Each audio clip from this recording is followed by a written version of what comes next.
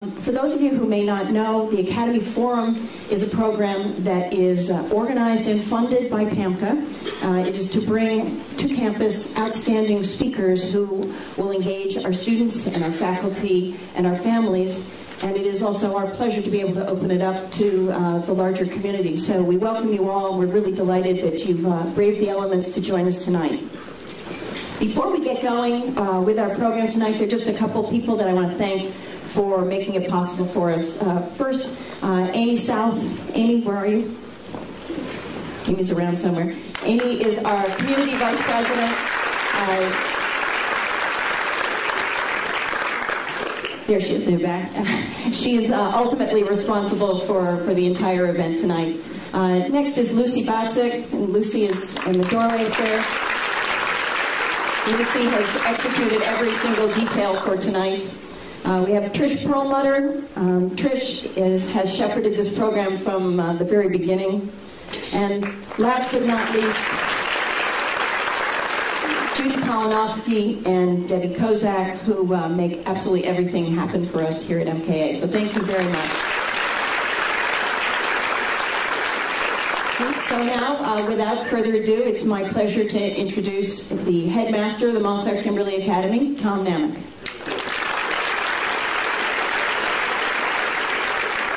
Well, good evening and welcome.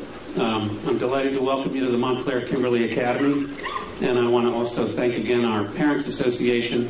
They have made this evening possible for us.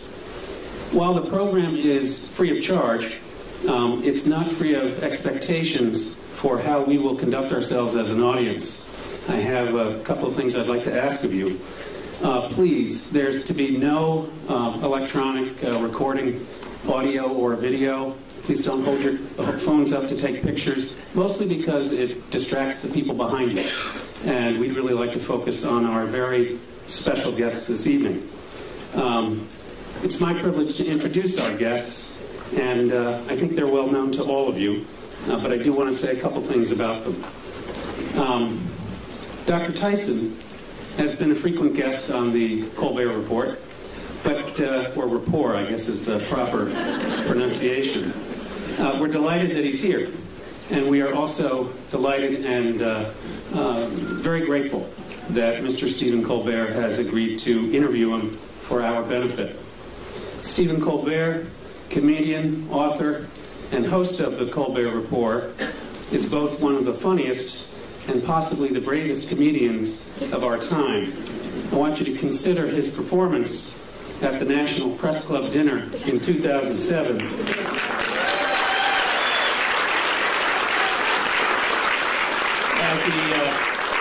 As he stood just a few feet from the President of the United States, known to the rest of us as the most powerful man in the world. Dr. Neil deGrasse Tyson, astrophysicist, director of the Hayden Planetarium, author of 9 books, teacher, lecturer, host of NOVA's 4-part series Origins, and member of 2 presidential commissions on the United States aerospace industry and the future of our country's space exploration. Dr. Tyson has a gift for working successfully within the realms of research, education, and policy formation. I owe you all an explanation about our theater tonight.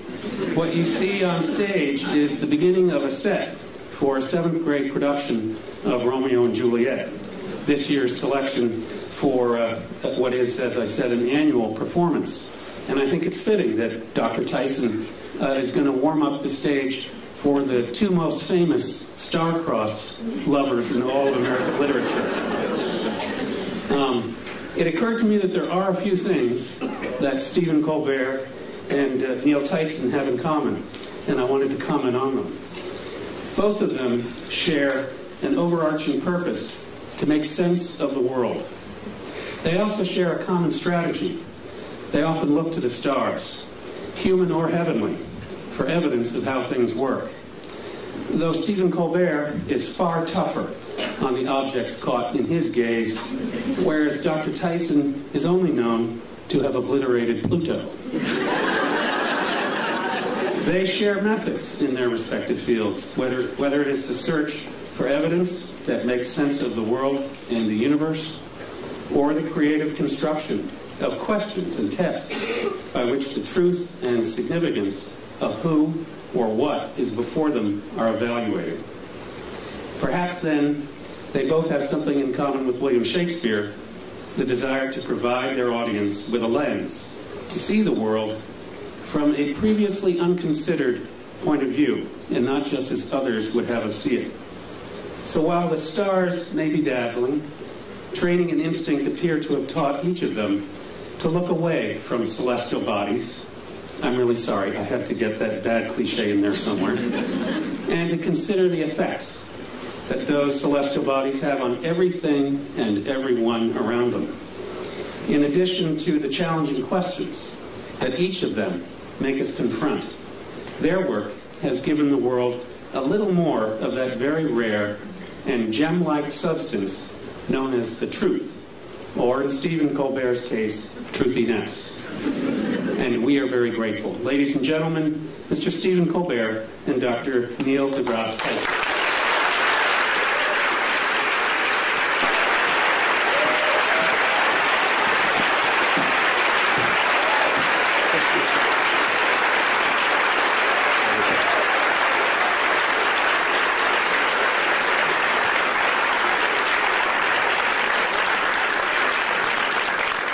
Romeo, Romeo, wherefore art thou, Romeo? I don't know.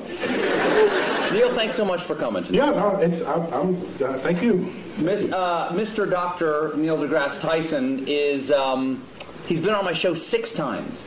And often when I come out to greet the audience before I do my show, they ask me, who's your favorite guest of all time? And I say, not just for volume, but it's Neil deGrasse Tyson.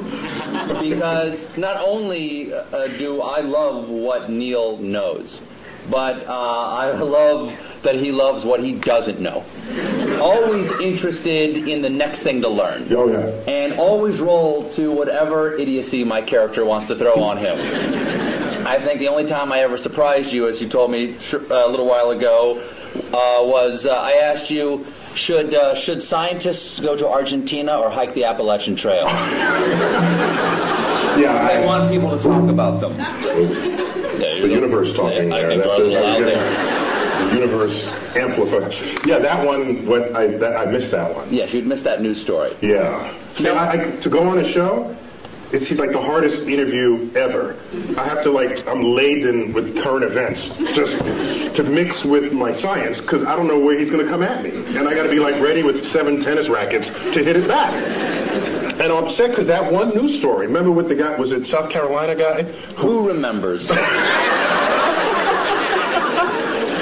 He goes to Argentina and becomes well known for having done so. And you asked me straight out, should scientists visit Argentina more often to become better known? And it just went, you aced me on that one. You're welcome. Now, Neil, we've got a lot to talk about tonight. Yeah. A lot of subjects. Science is a big thing. But I want to start off with, this is not a bribe. I want to start off with... Plus these chairs, I feel myself sliding. No. Exactly. When we first walked in, I said, "Oh, welcome to the barn raising." I didn't realize we were speaking before the Amish tonight. Now it's going to make it tough to talk about science and technology. All right, Neil, I want to start. I want to start in a broad way. Are you tweeting now, or are you actually trying to interview me? No, I'm just looking at photos of myself. Get a little work done. I need a little freshen up. Now, let me ask you a very basic question. Mm-hmm. Science, from scientia, in Latin, meaning knowledge. I didn't take Latin, but I'll take your word for it. Mm-hmm. Yes. Is it better to know or not to know? I think... Well, my blunt answer is it's better to know. All right. But that is debatable, though. Well, I said it's my answer. Yeah. I mean, somebody else might have a different answer. For instance, Oedipus might have a different answer. Yeah. Yeah, I mean, I think... Is knowledge always a good thing? I have to say yes. Why?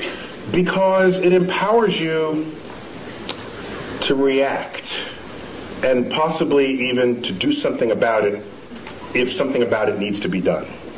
Okay, but who we are is what we know, right? Part of who we are is what we know. And our identity is often based on how we see the world. Yes, and our personality for sure. And if we learn something that does not jive with how we think about the world, won't we have to re-examine who we are? Yeah, it can mess you up.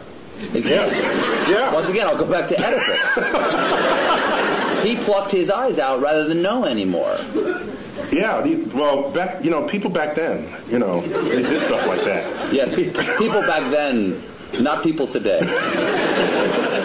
So I think there are people who would not know, who would rather. I remember the old days. I don't know if it still happens. A doctor would find out if you had cancer, they wouldn't tell you. They wouldn't tell you. Give it to me straight, Doc. Yeah, and why would you even have to say, give it to me straight, unless there was a day when they didn't give it to you straight? If I have 5 years left, I want to know I have 5 years left. Because I'm going to, do something different in those 5 years. Neil? Yeah? I have some terrible news. But there are some people who don't want, there are some people who don't value science. And if they don't value science, are they valuing ignorance? Yes, but I will not pass judgment on them. What I will say is, if they are at maximal comfort in their ignorance,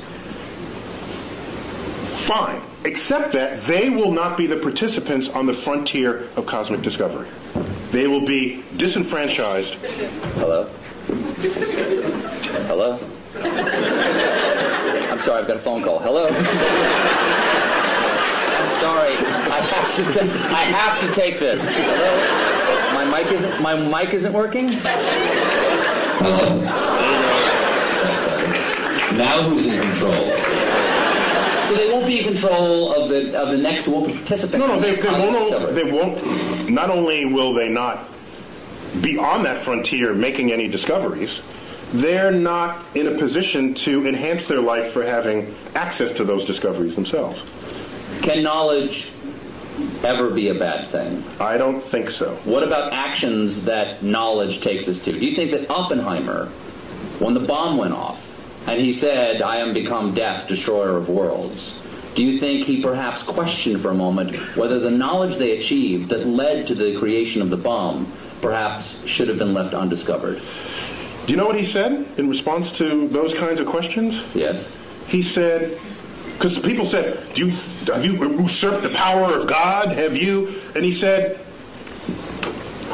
if God didn't want this power to be there, he shouldn't have put it in the atom in the first place. Kind of an interesting point, I think. Well, what he's saying is that the world is accessible to us. So would you say, don't smelt the ore and make iron and make a sword out of it because you could cut yourself? Back then, that's the counterpart statement from the Iron Age. And if you were around back then, you'd be sitting in this chair saying, don't make the sword, because you would unleash evil on the world. Okay, I'll step back from don't make the sword. How about don't lick the flagpole in February? Yeah, You will learn something. You will learn something, but at a price, Neil. that'd be data. It's a data cost. It is. Yeah. There is a data cost for that, isn't it? Yeah. Also, Adam and Eve. They ate of the tree of knowledge of good and evil, and they paid a price. Yeah. So God does put things into atoms he doesn't want us to know about. However, I think Yes? I don't want to blame the knowledge. I want to blame the behavior of people in the presence of the knowledge. So maybe we need better knowledge management. Do you think that scientists go? You can applaud him. He's the hero. Well, how about this? Do you think that scientists should be allowed to do anything they can? I heard a big no over there. Someone just said no. You know, people made fun of him for doing this, but during one of President Bush's State of the Union speeches... Bush 1 or 2? Bush 2. Mm-hmm. He said he warned against man-animal hybrids. Okay? And a lot of people, like me, made fun of that by showing pictures of, like, Senator Alligator Man going, boo, boo, yay, man-animal hybrids. But if scientists could make man-animal hybrids, wouldn't they? There are scientists who want to make man-animal hybrids. Should we make man-animal hybrids? I ask you, Senator Tyson. Should there be any limits like that? I think there's some creepy things about that, and I've met some scientists who would think that'd be an intriguing thing to do. Yes. Okay? I think we as a society, as a democracy, what we should do is come to some understanding of what the prevailing social mores are. And no, science should not cross those barriers. And by the way, scientists are often ones to try to prevent that. Einstein among them, for example. He didn't want to make the bomb after he first told Roosevelt he should make the bomb. He changed his mind because his conscience, his moral conscience, descended upon him. Scientists are not without moral code here. So as a culture and as a society, we decide what should be the prevailing cultural mores, and I think we should all be beholden to those. What do you think of the portrayal of scientists in movies? Because often, for instance, the scientists who make the Terminator, they're the bad guys. Scientists lead us to the Terminator, or they create the superbug that wipes out the world, or they enrage the monster at the bottom of the sea. When you part the curtains and at the bottom of all of that, there's a politician funding that research.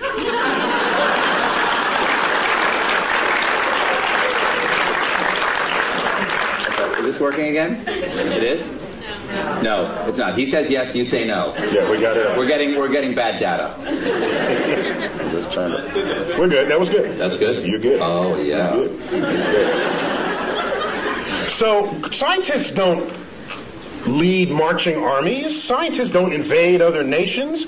Scientists, yes, we have scientists who invented the bomb. Yes, but somebody had to pay for the bomb, and that was taxpayers. That was war bonds. There was a political action that called for it. So everyone blames the scientists. We are collectively part of a society that is using or not using, to its benefit or to its detriment, the discoveries made by science. And at the end of the day, a discovery itself is not moral. It's our application of it that has to pass that test.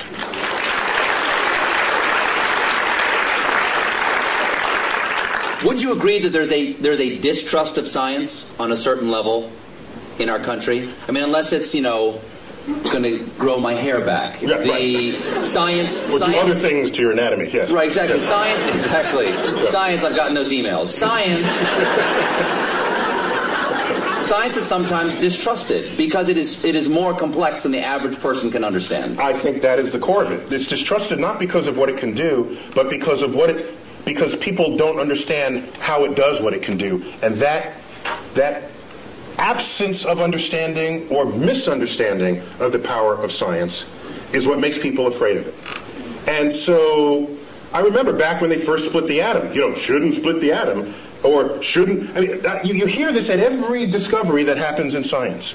There's a mystery to it. For example, irradiated foods. In France, they call it frankenfood, all right? Which is kind of a cute word when you think about it. But it makes food last longer, and you're healthier for it. You don't get sick from it. And so from it turning bad. In fact, NASA does it all the time. NASA can make a slab of meat. You wouldn't necessarily put this in your refrigerator, but NASA can make a slab of meat that'll last 30 years. I tasted it. And? Delicious? No, it was, there's some restaurants' food reminds me of what that tasted like.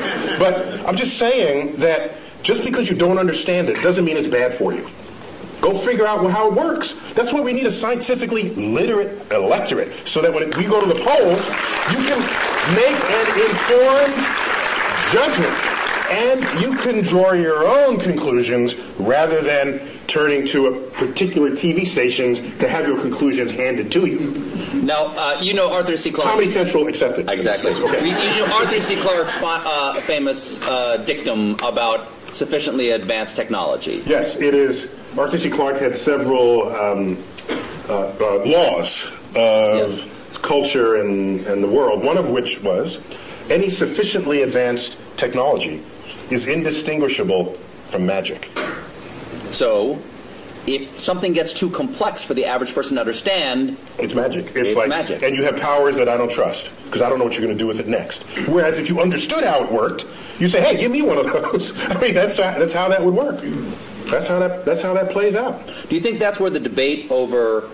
I think that's where the debate over evolution and creation science comes. Is that the complexity of evolution is so grand that it is hard to conceive of how the incremental changes come. And once something becomes so complex that I can't understand it, there's nothing between that and God saying, let it be.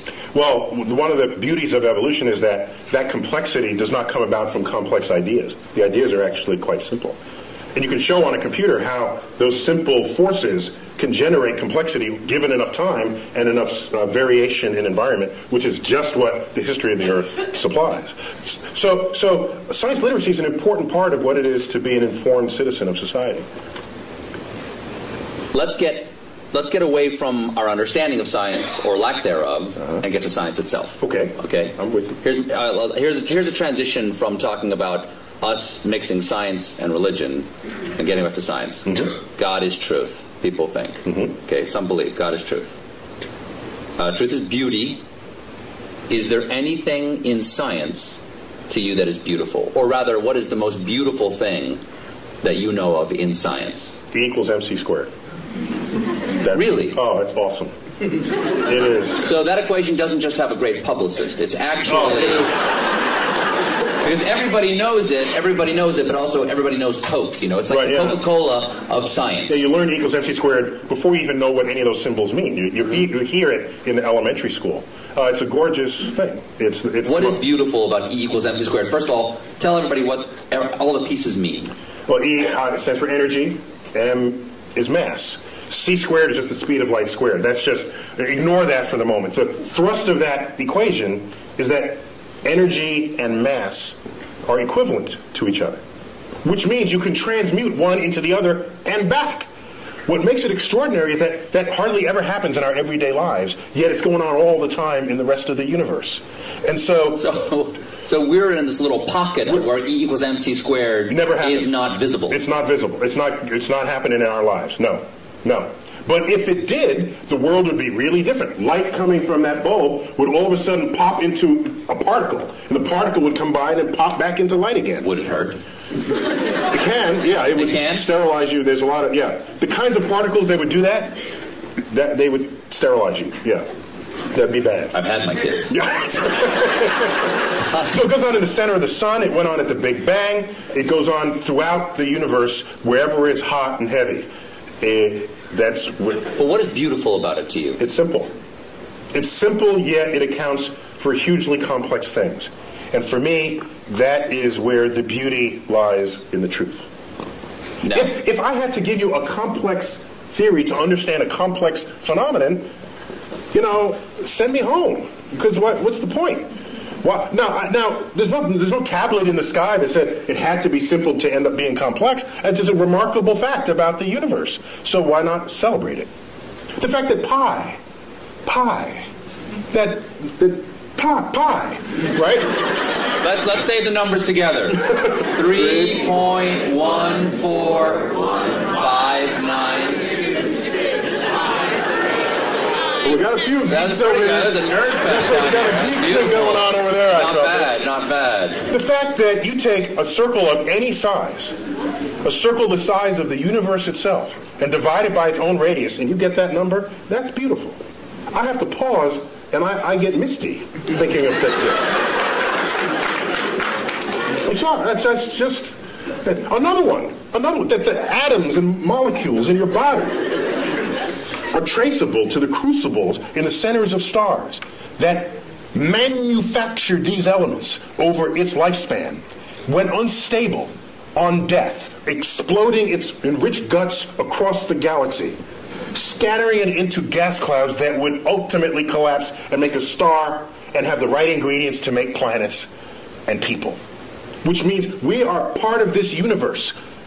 As I've said many times, and this goes back, not only are we in the universe is in us.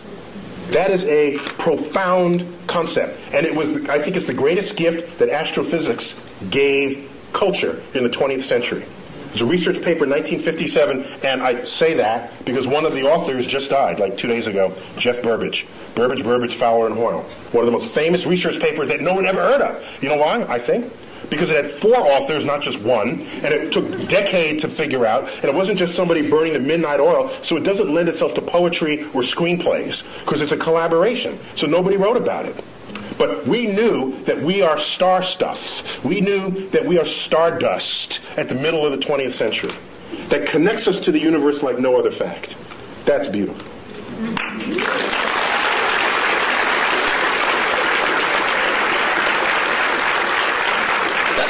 Sounds like you have written poetry about it.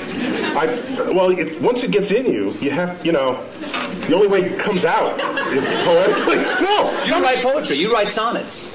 I don't know if they're sonnets, but occasionally a word rhymes in it, and I don't know what to call it. But sometimes if you feel deeply about something, I think the greatest poetry, not that I'm an astrophysicist, right? That's my disclaimer. Mm-hmm. But some of the greatest poetry is revealing to the reader the beauty in something that was so simple you had taken it for granted.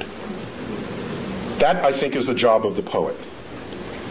And so, the simplicity of the universe, which started this part of our conversation, I think, if it doesn't drive you to poetry, it drives you to bask in the majesty of the cosmos. So what drew you? You said that this is the beauty of astrophysics, or the gift that astrophysics gave us in the 20th century. What drew you to astrophysics? Take us to Neil deGrasse Tyson before he's an astrophysicist. Take us to who you are now. I'm living in the Bronx, which in vernacular would be the Bronx. And I'm in a building... Not a lot of stars. No, there's like a dozen or so in the night sky. So you do not have a relationship with the night sky as a city dweller. And my parents, I have a brother and a sister, they would take us to, each weekend we'd go to visit museums and other sort of cultural things in the city. And one of those weekends we went to the Hayden Planetarium. The local planetarium, the one right there in Manhattan. And you sit in the chair, and the lights dim, the stars come out, and I said, "Oh, that's a nice hoax, that can't be real. I'll enjoy it while there's it, but not fast. They think there's that many stars up there. Like, what kind of? Are they pulling my leg?" And a couple of years later, I go out to Pennsylvania in another trip that we took, and I looked up at the night sky, and in what persists to this day, in what is an embarrassingly urban thought. I look up at the night sky from the finest mountaintops in the world, and I look up and I say, it reminds me of the Hayden Planetarium. It's embarrassing. See, I beg forgiveness. Wow. But so strong was that imprint that I'm certain that I had no choice in the matter, that in fact the universe called me. And I wonder that if I'd grown up on a farm and the universe and the sky was just always there, I wonder if that would just have become wallpaper to me, and I wouldn't have then been struck by it as I was at age 9. I'd never known anything of it. And then it just slaps you in the face. And from then on, I was hooked. It took 2 years for me to figure out you can do that as a career.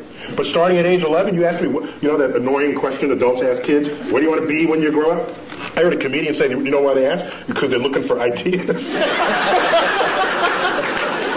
Paula Poundstone said that. If you had asked me from age 11, what do you want to be when you grow up, I would have told you flat out astrophysicist.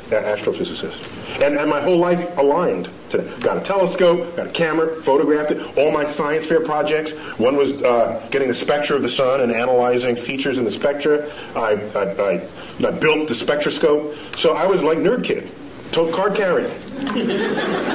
But I was bigger than other kids, so I was insulated from a lot of what might otherwise happen to nerd kids. But you wrestled, too. I was captain of my high school's wrestling. I've seen you in that wrestling outfit. Oh.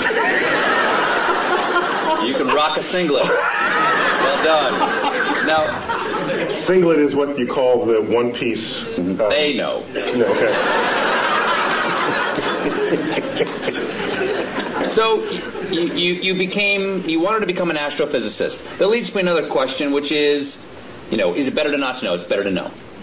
Can it be beautiful? Yes, can it be beautiful? Is science a thing, or is it a way to look at the world? Is it a verb, or is it a noun? It is both. The world is not just, is it this or that? Is it a planet or not a planet? Sometimes... You must choose. It's fuzzier than that. Sometimes... So if I have a lot of facts in my head, if I can absorb a lot of facts, am I a scientist? No, you're a fact memorizer.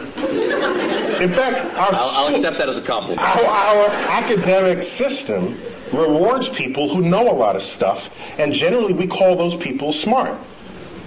But at the end of the day, who do you want? The person who could figure stuff out that they've never seen before, or the person who could rattle off a bunch of facts? At the end of the day, I want the person who could figure stuff out. And science... Say if we're trapped on an island. Exactly. What, the professor on Gilligan's Island? It's not a matter of how many facts he can recite. It's like, there's a coconut, and there's a thing, and you have a ham radio. That's exactly. Okay?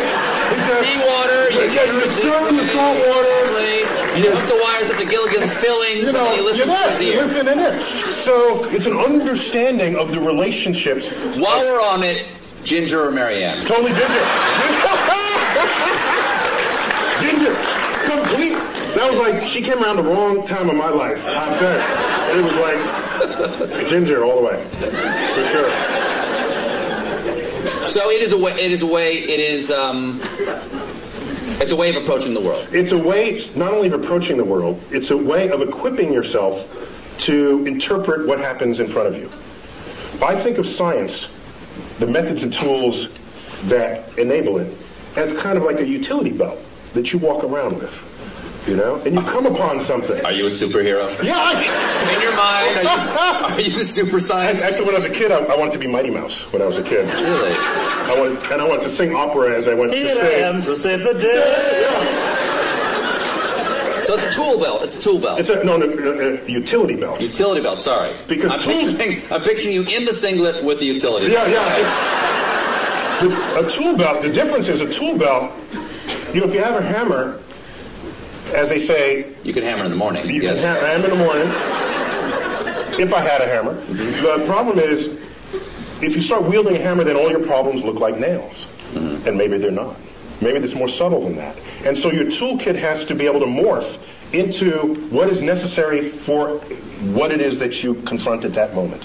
And so, yes, you're equipped with methods of mathematical analysis, methods of interpretation. You know some basic laws of physics. So when someone says, I have these two crystals, if you rub them together, you'll get healthy. So rather than just discount it, because that's as lazy as accepting it, both of those are just lazy brain. What you should do is inquire. So do you know how to inquire? And every scientist would know how to start that conversation. They would say, well, where'd you get these?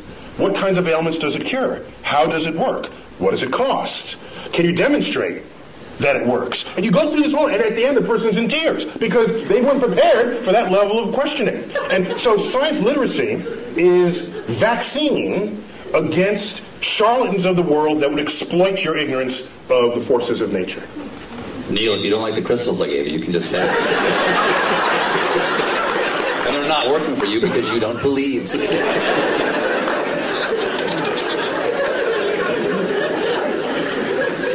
Is there any science fiction you admire or that you enjoy? Or do you see the holes in science fiction and go, I can't enjoy that? Of course he would know the effects of a neutron star. He doesn't know tidal forces?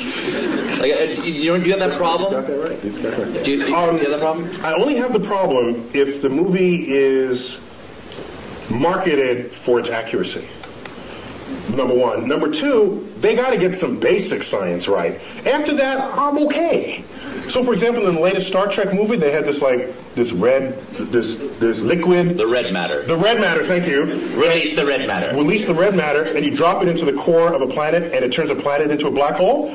I thought that's kind of cool. What was a little weird was... Why didn't it turn the ship into a black hole? No. Because they had the special apparatus that surrounded it. And the apparatus device. Did what? It's an anti-black hole apparatus. I'm okay with that. See, I was not losing sleep. That didn't bug you? Over what held the black hole. I didn't have an issue with that. But oddly, what I had an issue with was they needed this drill, which is a very cool kind of, that was the coolest thing I'd ever seen. Exactly. A drill, they would drill to the center of your planet, and they dropped I'd say, if that would turn a planet into a black hole from its center, it surely would turn a black hole turn into a black hole from its surface. So you just drop it on the surface. What would Kirk and Sulu fight on? I know, right? They had to fight on the platform. So I'm okay. I got angry with Jim Cameron about Titanic. That's how I got angry. Did I tell you? I didn't tell you the story. You did not. Oh, no. Can I? I've never seen you this angry before. Just hold me back. I can't wait to see what you have to say about Avatar. You might turn blue with rage. Go on. So what was your problem with Titanic? There's a colleague of mine who saw Avatar, and he got home and he told his wife he wanted to paint her blue, and that didn't go over very well. Is she 10 feet tall? So Titanic, you may remember, was marketed as a film of high accuracy because Cameron had funded this submersible to go down and it checked out the staterooms and the wall sconces and the china patterns, and so they reproduced that to detail. And so here they recreate the ship for the movie. Can you double check that? No, because he had the submersible. You just have to trust him, okay? No, you got to trust him. So now, the ship sinks, yes. Right? Did I give away the... Well, you see the movie yet? I'm sorry. Okay, so the ship sinks. I do, I remember. You remember that, okay? Very sad. And it's Kate Winslet on the flow. Remember that? And yes. she's delirious. This isn't the scene where she's naked. Oh, sorry. Go on, she was kind of like that. Okay, go ahead. No, she's on the flow, on the whatever, the plank, and all right, she's looking up. We know the date, the time, the weather conditions, the longitude, the latitude. We know all of this about the sinking spot of the Titanic. There is only one sky she should have been looking at, and it was the wrong sky.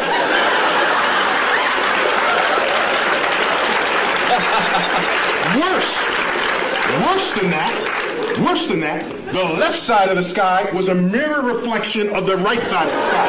So it's not only wrong, it was lazy and odd. So halfway through, they just went, just flip it. No one will know. And so I was livid. Ooh. I got out my finest stationery, and I wrote a letter to Jim Cameron. No reply. 5 years later, I bump into him. He was on a NASA committee, and my sort of presence with NASA was growing by then. And I bumped into him in a meeting. And I said, Mr. Cameron, I just have to ask. You know, the sky it's not the right, it's black, what? And he says, well, actually that happened in post-production. So he's absolving himself of guilt. But I wanted him to grovel in front of my feet, which he did not do. Now, wait. So I was angrier after that. Later on, Wired magazine honors him for Discoverer of the Year, Explorer of the Year. And they want to hold their party at the Rose Center for Earth and Space. You don't come into my house and get the sky wrong. Okay? Is my microphone working? Or did it fall? You're loud enough, you don't need a microphone. There we go, it fell down. Can you hear me now? Mine, yes. Okay. So, he's in my house. And as a courtesy, they extended me an invitation to have dinner with a small group of them after this award ceremony. So I said, yeah. So, we go to dinner. There's 6 of us at the table. The wine is pouring. So, I said, Jim, I don't know if you remember, but I brought this up some time ago about the sky, and I wouldn't be so upset, except that everything else you boasted was so accurate. And we can't even check how accurate that is, but anybody can spend $50 for a planetarium sky program and look at the sky and know that you got the wrong sky. What gives? And you know what he said? He said, last I checked, worldwide, Titanic has grossed $1.3 billion. Imagine how much more it would have grossed if I got in the sky right.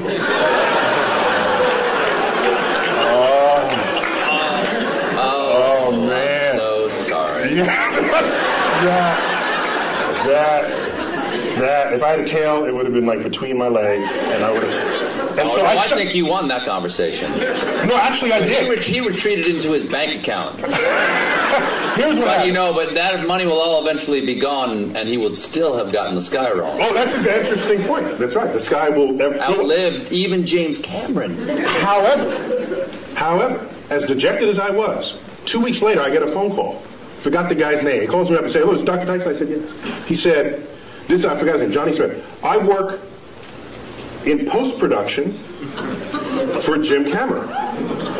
He is releasing a 10-year director's cut anniversary edition of the Titanic, and will be adding new footage from the deck. And he tells me you have a sky that he can use."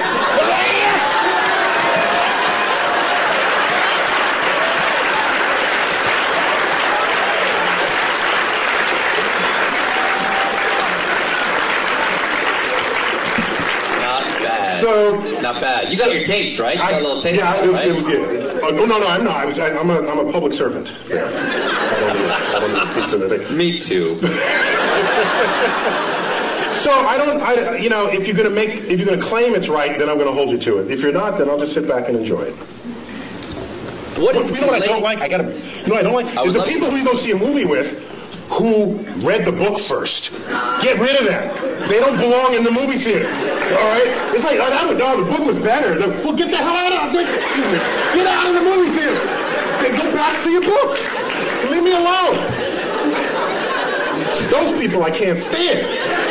Stay home. We should not go to the movies together. Now, okay, I got three different things. What is the latest discovery in astrophysics that we should all know about? One of my favorite. I got to go back maybe 6 months for that. 8 months, may I? Okay. Well, we discovered water on the moon. That's kind of cool because where you're going, you want there to be water. All right, that's a good thing for life. But what struck me the most earlier in 2009, we discovered methane on Mars. Methane. If you have a gas stove and you live in a city, chances are it's methane. It's a flammable gas. You say, well, so what? Who cares? Except that methane is the byproduct. It's a part of the gaseous effluences of anaerobic bacteria, which on Earth operates deep in the intestinal tract of farm animals.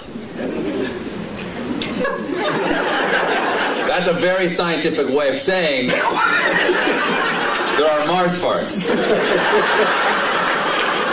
That's what you're saying, right? I didn't want to say it. Yeah. You got a doctor in front of your name. You can't say stuff like that. I can't say stuff like that. But that means that is possibility, or is that yeah, there's life, but no one will come out and say it? It means while you can generate methane other ways, such as sunlight. It's a combination of pressure, temperature, and energy source. You can manufacture methane. Magic. Right? So, but chemical magic, yes. Chemical magic. But it is a natural byproduct of bacteria that thrive in the absence of oxygen. And you don't have oxygen deep in your intestinal tract, neither do any farm animals.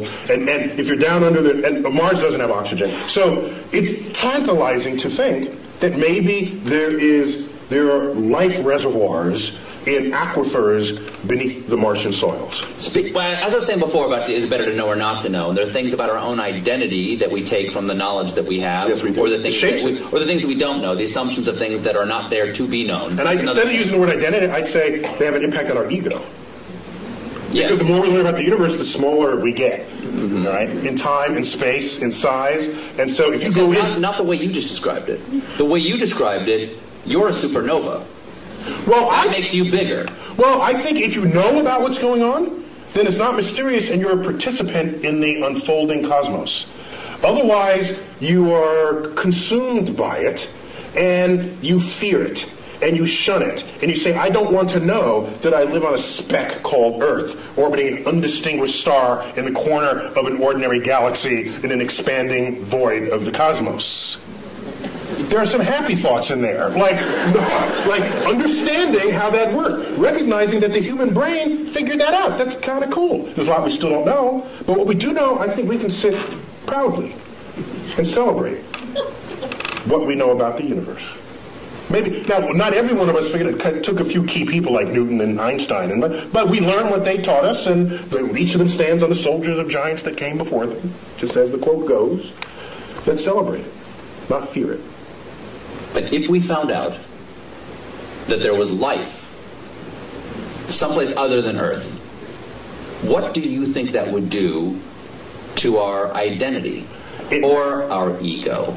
It may signal a change in the human condition that we cannot foresee or imagine. I think it would. Now, I think the issue would be not if we find bacterial life, which is kind of what we're looking for now. Bacterial life, there's no question about whether in our mind's eye we reign supreme over bacteria, although it can win.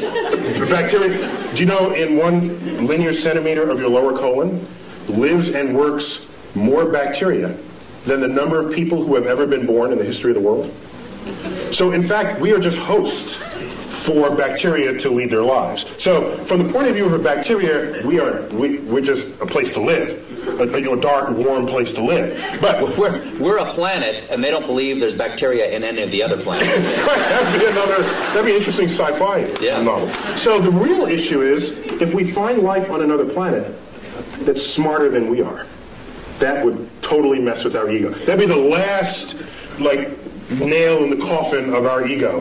That used to be, well, we're humans, and we're on Earth, and Earth is small, and Sun is insignificant. That'd be the last one, and I don't know how we'd be able to handle that. Do you think that there have been discoveries that have happened? For instance, I have heard discoveries that have changed our point of view about the universe that we are not aware of, that they've changed. In other words, the change has been so gradual, we don't realize we see the world differently.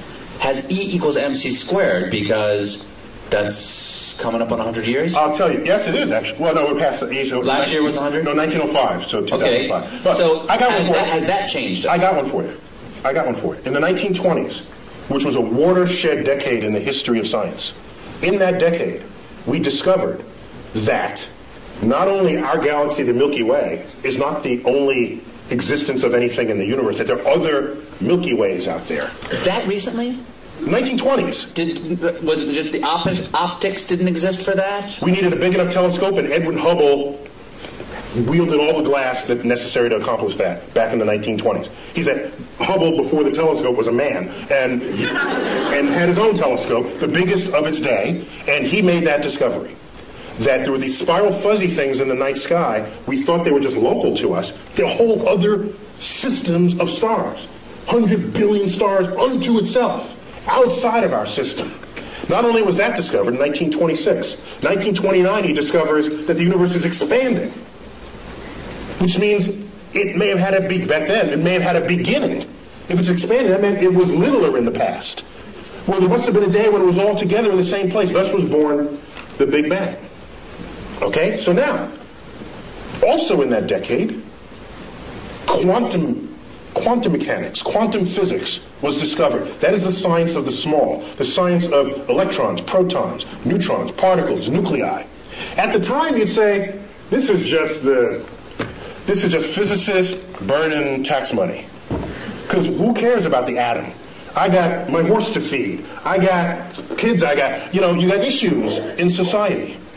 Yet it's quantum mechanics that is the entire foundation of our technological revolution. There would be no computers. There would be none of what you take for granted. Your iPod, your iPhone, cell phones, the space program, without our understanding of the laws of physics as they operate on that atomic and molecular and nuclear level. And so the chemist has no understanding of the periodic table of elements without quantum mechanics. To them, it's just a list of elements. Quantum mechanics tells you why this column is there, and that's there, why this mates with that, and why that makes a molecule with that. That's quantum mechanics, and it's unheralded. You ask me, is there any discovery that has changed how we live? It is quantum mechanics. And I make this point because I'm ready to... Today, you hear people saying, why are we spending money up there when we got problems on Earth? And people don't connect the time delay between the frontier of scientific research and how that's going to transform your life later down the line. All they want is a quarterly report that shows the product that comes out of it. That is so short-sighted that that's the beginning of the end of your culture. So So it's better to know. That's a really long answer to my first question. My second question is, let's take some questions. Do we have time to do that? Q&A? You about to wave? You about to hit me in the head with a rubber band? Okay. Very quickly, before we get to questions here. How many can I ask? Ask one. Do we have microphones, or are we going around the room? We can repeat the question if there aren't enough microphones to go around. Let's start right here with just one, please, sir. Is there a brown dwarf star approaching? Is there a brown dwarf star approaching? Okay. Dare I suggest that I think I know much more deeply about what's behind that question? He's asking about Planet X. Do share. That would swing by Earth in the year 2012 and tip us on our axis and have it be the end of civilization as we know it. Is that right, sir? Well, I heard about that. Yeah. I'm digging a subterranean chamber. Yeah. Me and my kids are going to be fine. Yeah, go on. Once it get here. It doesn't exist. Moving on. Next question. Yes. No, there is no Planet X. All gravity, all principal sources of gravity in the solar system are present and accounted for. Anything we discover now are tiny and insignificant, like Pluto's relatives. Yes. Can you say about Apophis? Apophis. An asteroid the size of the Rose Bowl. Discovered December 2004. Headed towards Earth. It's not alone among asteroids headed towards Earth, except that this one is headed, there's a whole set of asteroids that cross Earth's orbit. That alone is not a problem. You cross the street all the time, but at different times the trucks drive by, okay? So the issue is, are you crossing the street when the truck is driving there at the same moment? That simultaneity is what matters. Apophis, when you ran the calculations, showed that there was a chance of it hitting us in the year 2036, with a close approach in the year 2029 on April 13th. A Friday, by the way. But here's what's significant about that. We've had close approaches before, but none this close. This is the size of the Rose Bowl, and on April 13th, 2029, it'll come close enough to Earth to dip below our orbiting communication satellites. Do you think 2.5% is a big number for that asteroid to come to Earth? No, right now the best estimates are several in a million that it will hit us in 2036. And if it does, it will likely hit the Pacific Ocean, plunge into a depth of 3 miles, explode, cavitate the ocean, send waves of tsunamis. The first one from the impact. The second one, because the water splashes back into the cavity, goes high into the air, drops back down, and sends another pulse. This will go on about 40 times. There'll be multiple tsunamis. I was just on the Santa Monica beach 2 nights ago, because Santa Monica is the first city to get hit, because it's the beeline right up from Santa Monica, 600 kilometers into the Pacific. 5-story tall tsunami would take out the entire west coast of the United States. But nobody has to die, because we know this well in advance. But I think 2 people will die. The stupid surfer who wants to surf that tsunami, we know people like this, right? You see them. And you know who else? Of course, the weatherman who wants to bring the camera guy closer. Can you see the waves hitting the shore? Okay, take him out too. We don't need either one of them, and then we'll get on with it. That would be a great James Cameron movie. Yes. Tonight there's a wolf moon. Can you explain what that means? What's a wolf moon? Okay, each full moon of the year has a name, and there are regional variations among those names. And the wolf moon, it's when it's snowy and the wolves howl. You can see the wolf in the light of the moon because the landscape is white, and the wolves don't turn white, so you can see them against this. And so depending on if you live in a region where there are wolves, that would be what you would call it. Other full moon names you've heard of, the harvest moon is one of them. The honeymoon is one. That's the moon that's in June, the honeymoon, because that moon actually never gets very high in the sky. And it's amber the entire time. It takes on the color of honey. And so it's called the honeymoon, and you get married in June. And that's where you get the name honeymoon for that. Yeah. Anyone over here? No? Yes, sir. I think, in astronomy, probably dark energy was sort of a real game changer about 10 years ago, the discovery that the expansion of the universe is speeding up. If there's a game changer in the next 20 years, what is it? The question is, dark energy He said 10 years ago it was like a game changer. Can I foresee any game changers on the horizon? Well, it turns out dark energy was not as much of a game changer as you might think, because we already had a slot for it in Einstein's equations. We already had a placeholder. No one had ever measured it before, so we just assumed it was zero and got on with life. The moment it was discovered, we said, hey, now we can stick it in the equation. It's like, whoa! Its presence in the equation shows that there's this force, there's this pressure operating against the action of gravity, making the universe accelerate in its expansion. And that's extraordinary, because it means the day will come where these galaxies that Hubble discovered will move away from us with such speed that they will disappear beyond our horizon, and the total known universe at that time will only be the Milky Way, restoring the state of mind of our universe that existed before 1920. That's a spooky time. We would have to hand down the annals of cosmology from previous centuries to hear about the galaxies that were once in the night sky. So game changers going forward. If we discover the dark matter particle, that'd be kind of cool. If dark energy and dark matter, because we don't know what's causing either one of them, but we measure them. So they are real in their action on the universe. We just don't know what it is. Okay? As distinct from the ether 100 years ago, we never measured it. We just assumed it was there. There was no data. It was just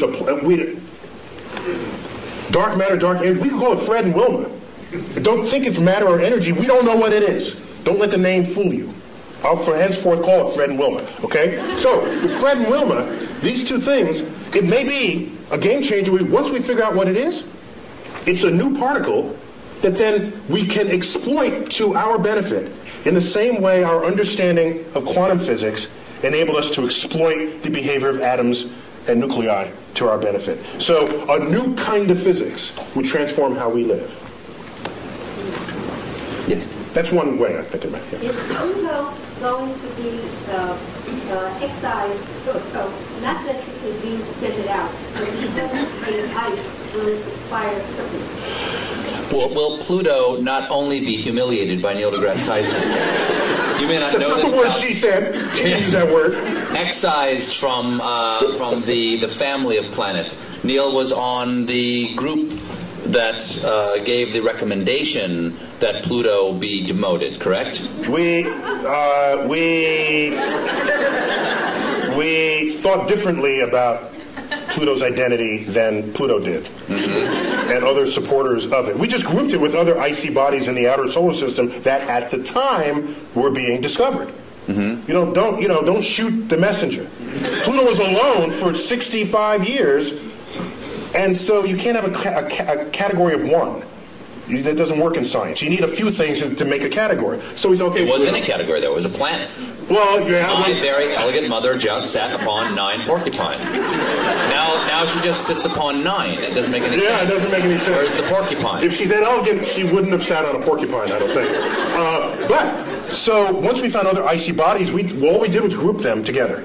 We said, Pluto, we found family for you. In fact, we think you're happier there, because now you're one of the biggest icy bodies. And rather than a pipsqueak planet. You sent Pluto to a farm upstate to run and chase rabbits. It's much happier there, kids. It's happier there. And I didn't do this alone. Is there a supergiant beyond Pluto that pulls comets in? Is there a chance there's something out there that's drawing? There was a hypothetical star, which is related a little bit to what led to this invention of this the brown dwarf that you won't talk about, but you and I know. Yes. Yeah. There was come down to the bunker too. There was a suggestion that there was a companion star to the Sun, provisionally called Nemesis, that would have this long orbit that would jostle comets in the outer solar system and send them raining down on Earth, creating mass extinctions, accounting for the extinction episodes in the fossil record. But it was an interesting hypothesis that was never supported by data, and so when you're not supported by data, you discard the hypothesis. That's how science works. You don't believe something just because you want to, or think something's true just because it feels good. At some point, you've got to confront the data. So getting back to the point... You've never been in politics. So getting back to the point, the recognition that Pluto was made half ice, and ice evaporates, so will Pluto one day disappear? No, Pluto's too far away from the sun for that to ever meaningfully evaporate and disappear completely. Yes? What was the point of the Large Hadron Collider? What was the plan, did you say? The point. The point of What the Large Hadron was the Collider. point? He speaks in past tense as though we're done with it. Okay, We what just is? turned on the switch, the Large Hadron Collider in Switzerland. The point of the Large Hadron Collider was to embarrass America, to make us feel bad that we didn't have our collider built back in the 1980s when it was first funded. That's the whole point of the Large Hadron Collider. It's Europe saying, "Ha! Gotcha this time." Now, apart from that ego bit, it's to probe nature on levels of energy never before seen. And right now, it's hard, it's practically impossible to discover a new law of physics on your tabletop. We've been there. We've done that. And almost the entire history of physics is go to the edges of your points of exploration and then take a step beyond that. You're bound to discover something new. It's like climbing the next mountain, crossing the next valley. So, the Large Hadron Collider, the energy inside that particle accelerator will exceed the energy of all accelerators that have ever been built before, probing nature as never previously imagined. What is the Higgs boson? Higgs boson, that's a particle proposed that you can think of it as a kind of a, it's like a, think of it like molasses. Okay? Well, okay, not molasses. It's a field through which all particles move, and the interaction of those particles with that field endows them with the mass that we measure for them. It is granting them the property of mass. We have yet to find this particle, but if we do... So mass is not explained presently. That's correct. We just measure... We don't know why we get fat. we don't know why something has mass right now. That's correct. And so we... Now, let me ask you something. If you build... let's say you build an equation this way. You've got an equation over here, you built it, and it's a house, okay? And you've got another equation over here that works. It's another house. But in your mind, you think, these two houses are actually probably should be one house. You invent something that fits into the shape between the two houses, right? Yes. Like you've got a shape between the two houses. Goes, okay, there's something in the universe that is the shape of the space between these two houses. Yes. Does that necessarily mean that thing is there? The history has shown that almost every time we propose something that connects one house to another, if those two houses themselves work,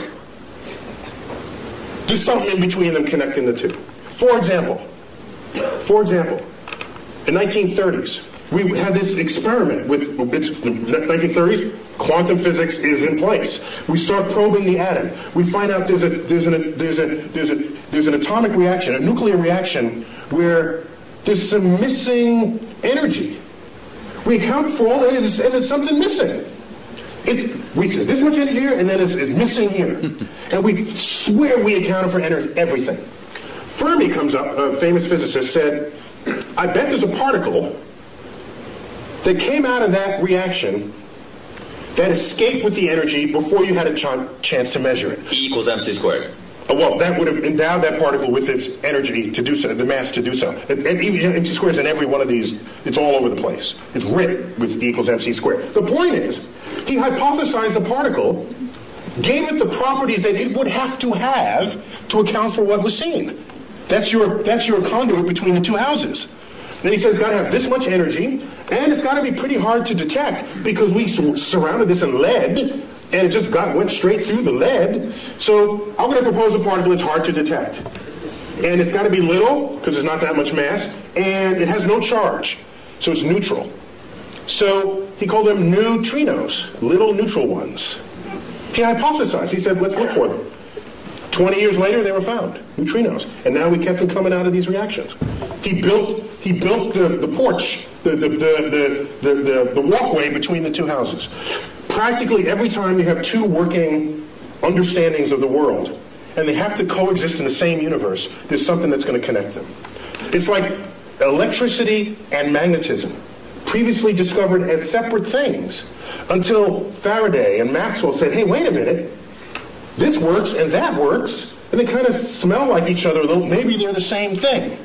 So a whole theory came out to put the two together, and it is the theory of electromagnetism. You know this word. You just take it as a single word, but those used to be separate concepts. So we're going good with this. We're on a roll here. So why not continue? Yes, right there. Do parallel universes exist? Do parallel universes exist? We don't know. The parallel universes are losing favor to the multiverse.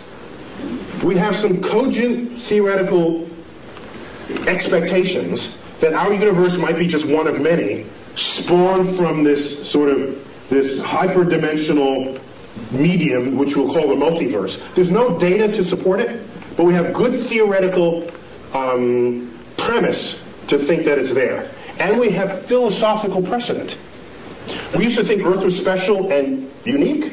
It wasn't. We got 8 planets. We thought the sun was special. It's one of 100 billion suns. Thought the galaxy was special. No, it's 100 billion galaxies. We have one universe. Or do we? The track record said, why should there only be one?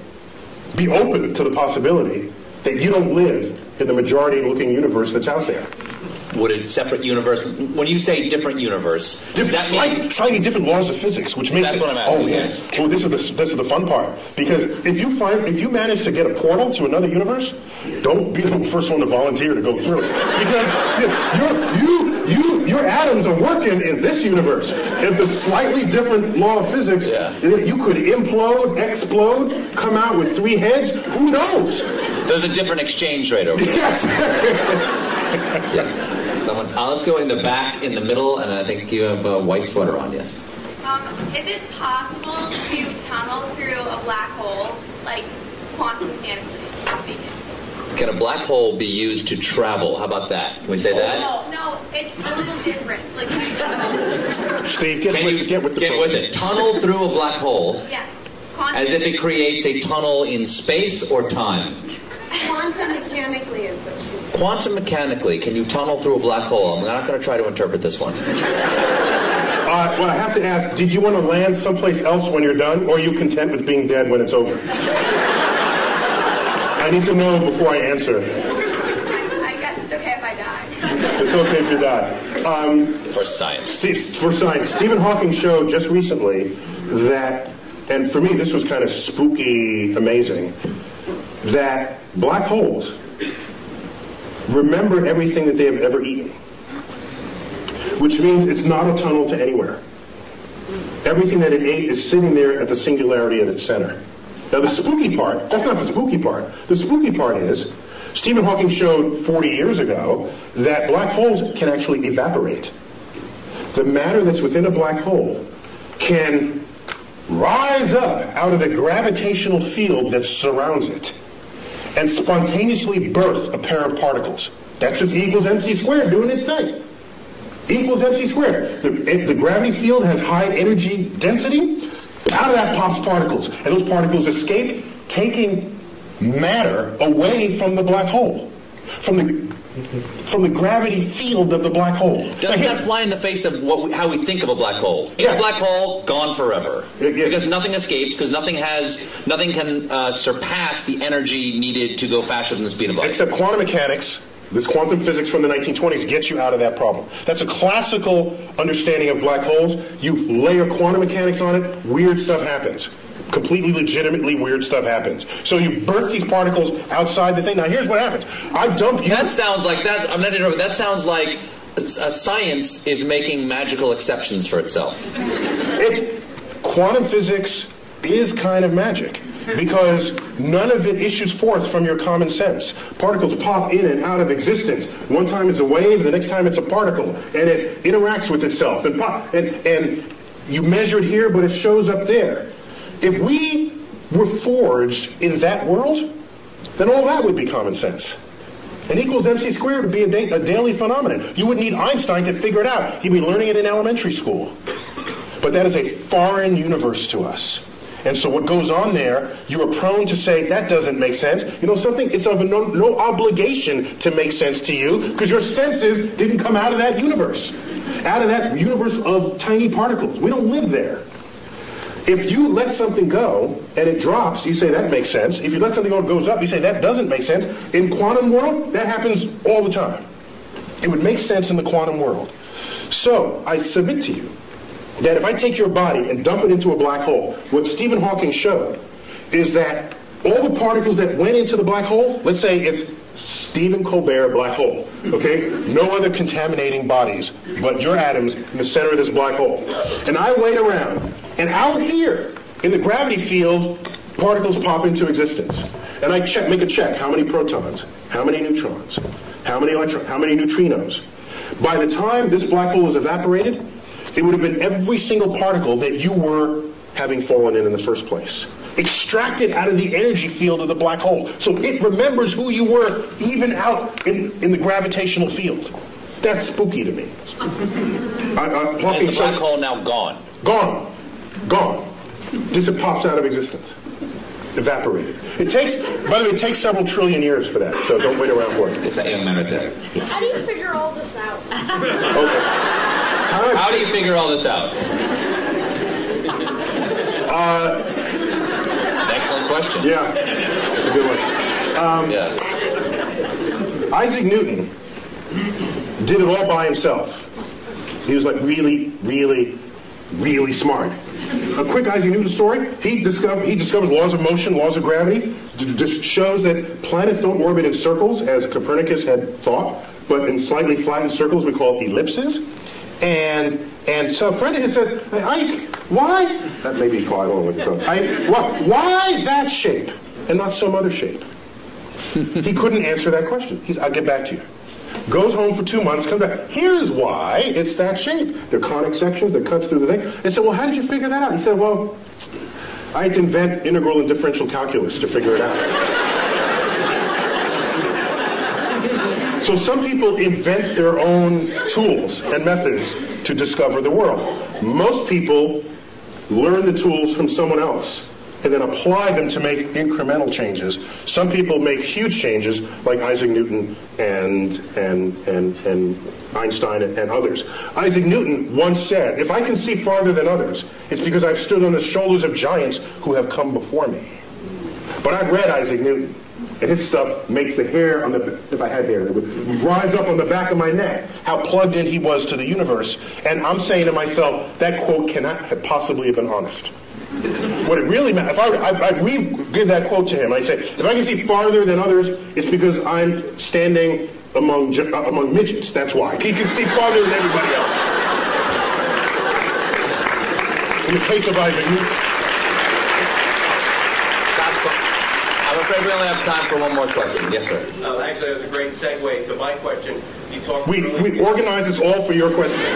Sure. Early in the evening, you brought up the ideas of scientific literacy and technology management. I'd like to hear your opinions on where the policy needs to go to make a positive impact in that area. Ooh. All right, Neil. Can you repeat that for everybody? The question is, we were talking earlier about scientific literacy and our approach towards science as a nation. In your opinion, and you serve on science advisory panels, where do you think we need to go as a nation? What do we need to do to increase our scientific literacy? I'll answer two-pronged. One is, what do you do with your kids? And kids need to be able to explore freely. And if you look at most households, they're not designed for that. They're designed to have the kid not explore. The kid comes into your kitchen and pulls out the pots and pans and starts banging on. What's the first thing you do as a parent? Stop that, you're getting the dishes dirty. Yet these are experiments in acoustics. That's what that is. Okay? Whatever the kid is doing, if it has the chance of breaking something, you're going to tell them to not do it, without thinking that that's the consequence of an experiment that they are conducting. And every time the kid wants to do something, provided it doesn't kill them, it's an experiment. Let it run its course, even if it makes something messy. You agreed to have a kid in the first place? Fine, clean up after them. And when it open up...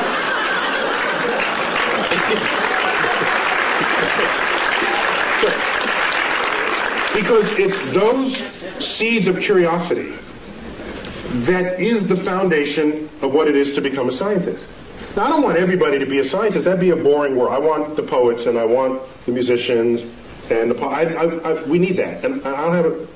But I'm talking about promoting science literacy. And so the first step for the parent is to get out of the way. Allow the child to explore. They start playing in the mud. Don't do that in the mud. I just cleaned those pants. You're getting in the way of another experiment. They start plucking the petals off the flowers you just bought from the florist. And you say, stop that, I just paid $10 for the flowers. Had you let that continue, they'd find in the middle the stamen and the pistil, and they'd learn something about the flower. For $10. That's cheap.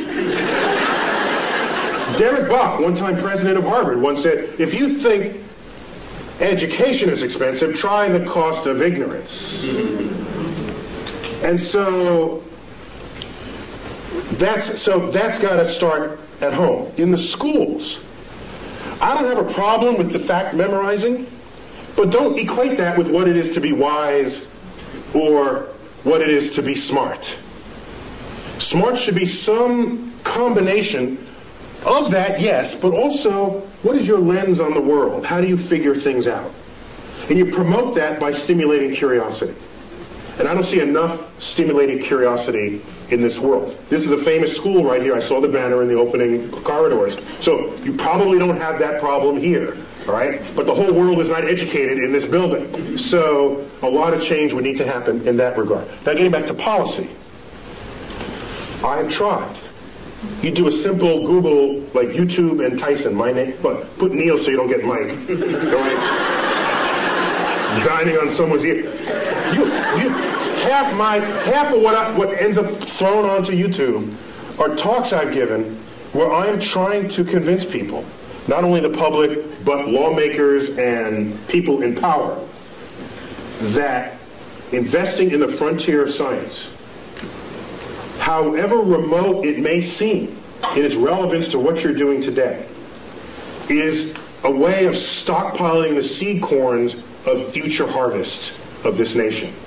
And those seed corns, what they do is, whether or not you know it today, advancing a frontier, history has shown, has advanced a culture ever since the Industrial Revolution got underway. And we can speak more hegemonistically about it, that anyone who has embraced the powers of technology has enjoyed economic wealth, the likes of which the world has never seen, attendant with strength of security. Okay? And so people say today, they'll say, so suppose the next terrorist attack is like a chemical attack. Do you call out the Marines, or do you get your best chemists to figure out what to do about that? There's a point where your weapons are not as useful as the brain of the scientist who you could bring to bear on the problem. And so I see science and technology and creative investments in it as the most significant infusion to our economy that could possibly be conceived. The problem is it's not going to boost the economy next quarter. It's got a time horizon longer than most people have the patience for, and most politicians have the re-election cycle to be tolerant of. So what we need is a longer view on those investments. I don't want to have NASA going hand in hand trying to get money to stimulate the frontier of cosmic discovery. And that frontier now involves biologists in the search for life, chemists in understanding the soils of Mars, aerospace engineers.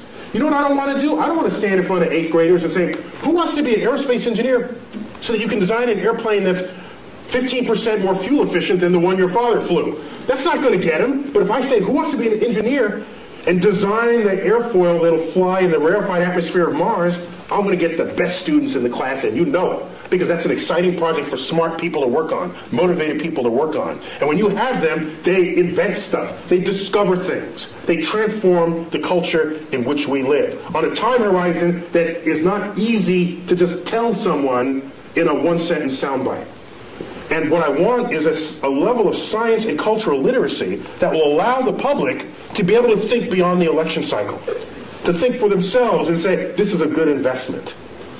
How many times have you heard people say, if you're not among us here, why are we spending money up there when we have the problems down here? Have you ever asked how much money we're spending up there? Ask that question.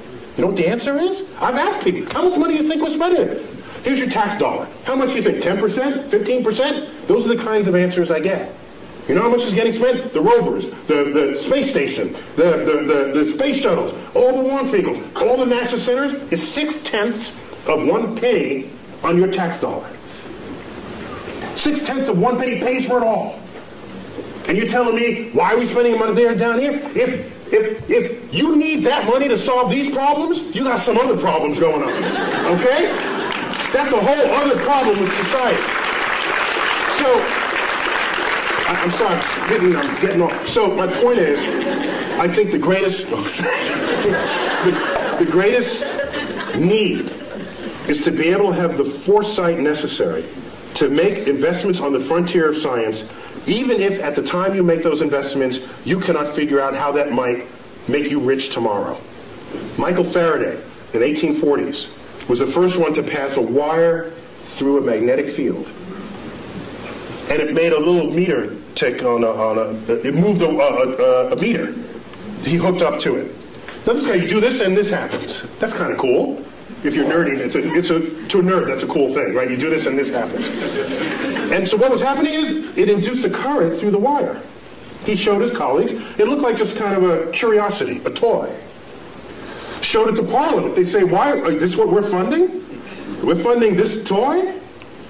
And this may be apocryphal, but it is said of Faraday, in response to this inquiry, said this, because they asked, what value is this to the British Empire and to the king? He said, I don't know what value it is today, but I know one day you're going to tax it.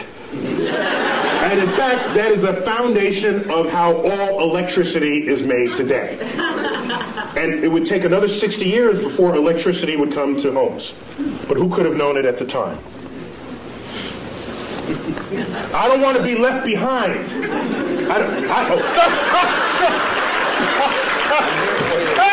I will not leave you behind. Last thing I'll say. The biggest news story last year to me was not the methane flatulence. No. The biggest news story happened December 22nd, something like that. I forgot what day. A press release comes out. Russia says they want to send a mission to deflect Apophis, the killer asteroid. Oh, yeah. By the way, I said if that hits, it's going to hit the Pacific, which affects us. Okay? Russia says we're going to launch a mission. We're going to start designing it now, and we're going to fund it. Oh, by the way, the United States is welcome to join us. And people say, oh, that's nice, a little international thing. And I'm saying, wait a minute. Something's wrong here. Aren't we the ones who are supposed to be starting missions and then invite other people to join us? Isn't that how it's been? So that was a sign, one of many, that our significance and meaning on the world stage is fading. And it's fading fast. And it's not a cliff, it's just a fade. And the day will come where the rest of the world just makes their own decisions about the future of their own space exploration and technologies. And we're sitting back saying, hi fellas, can we join along? Neil, we already proved we can deflect asteroids in the movie Armageddon. Yes. So there's our fantasy. We don't do it in real, we do it on the silver screen, and we're happy about that. Maybe we got to fix that disconnect. Last question. Why is there something instead of nothing? 10 words or less.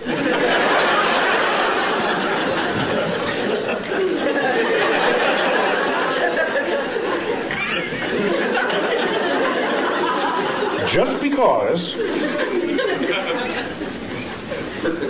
So I got to do this in haiku then. Okay. Okay, 575. Words that make questions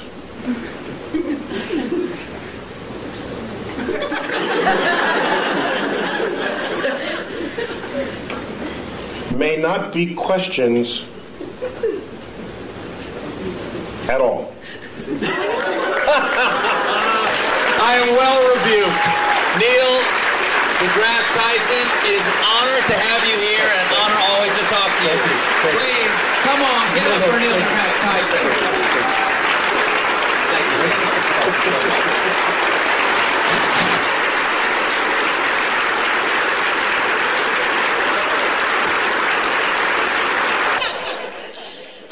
Dr. Tyson is going to be down here. He will be signing books until 9:30, so if you'd like to come down and have a book signed, feel free. And for the rest of you, thank you.